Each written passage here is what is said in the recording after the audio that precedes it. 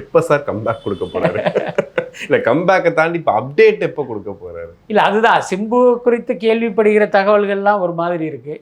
அது சிம்பு தரப்பில் போய் நம்ம வந்து ரீகன்ஃபார்ம் பண்ணலான்னு போனால் அவங்க ஒரு வெர்ஷன் சொல்கிறாங்க.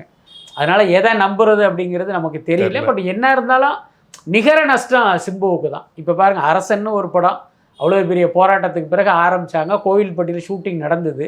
திடீர்னு பார்த்தீங்கன்னா சிம்புவுக்கு உடம்பு சரியில்லைங்கிறதுனால அந்த படத்தை பேக்கப் பண்ணிட்டு வந்துட்டாங்க.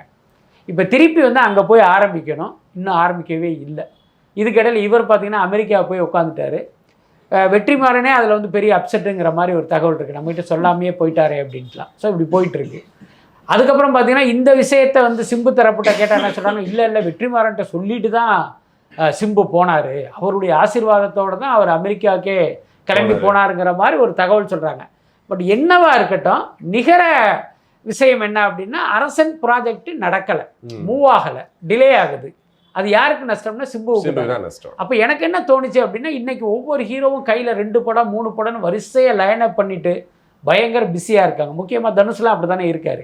அப்போ நீங்களும் என்ன பண்ணுன்னா, ஒன்றுக்கும் மேற்பட்ட படங்களை வந்து ஒரு ஷூட்டிங் போச்சுன்னா, இது டிலே ஆனால் டக்குன்னு இந்த படத்துக்கு டேட் கொடுக்கலாம், இது டிலே ஆனால் அந்த படத்துக்கு கொடுக்கலாம்.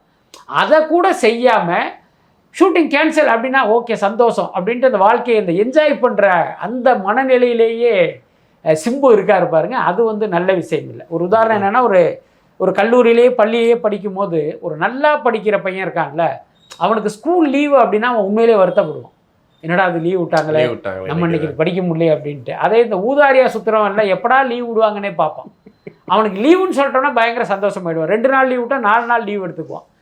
கிட்டத்தட்ட சிம்பு வந்து இந்த மாதிரியான ஒரு ஸ்டூடெண்ட்டாக அவர் இருக்கார். அது வந்து இனிமேல் அவர் மாற்றிக்கிறான்னு இன்றைக்கி எப்படி இருக்குன்னா, சிம்பு வரமாட்டாரான்னு துடித்த அவருடைய ரசிகர்களே சிம்புலாம் இனிமேல் வரமாட்டார் அப்படிங்கிற அந்த மனநிலைக்கு வந்துட்டாங்க. அதை வந்து அவர் புரிஞ்சுக்கணும்.